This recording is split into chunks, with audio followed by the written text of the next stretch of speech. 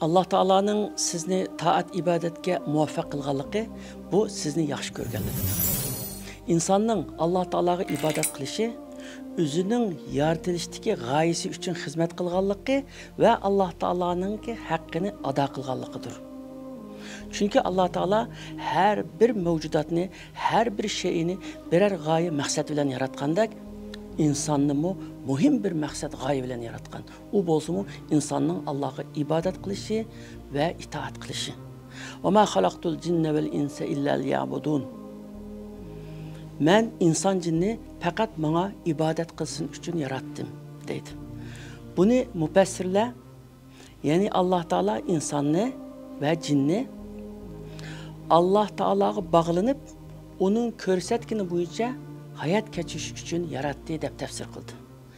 Basra'nın emiri Hasan ibn Muhammed bir günü uygunup gidiyordu.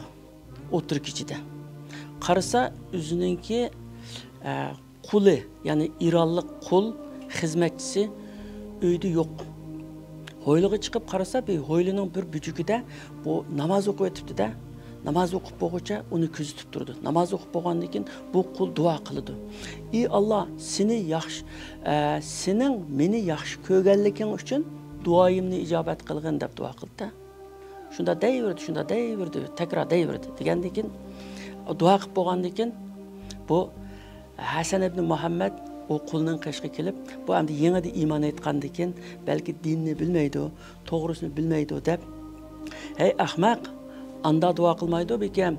Ey Allah, seni yaxşı köğenlikim üçün duayımını icabet kılgın deyimiz. Çünkü bizim Allah'ın yaxşı köğenlikimiz onun bir vesile buldu o. Degenden keyin siz özünüz ahmakkensiz. Meni Allah yaxşı görmegen bolsa, Buddist dininden azat kılıp İslam dinine kirgizemdi. Allah meni yaxşı görmegen bolsa, hemmeden uxlavatkan çağda keçidi meni onamdan turguzup özüge ibadet kıldıramdı.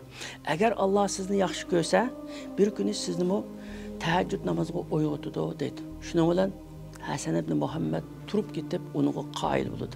Boldu senin muşu haqsizing uchun bugün seni azat qilib etdim dedi. Lekin kul deydi ki, yaxşı ko'nglingizga rahmat, ama ben ecrimni fakat Allah'talla elishni xohlayman dedi.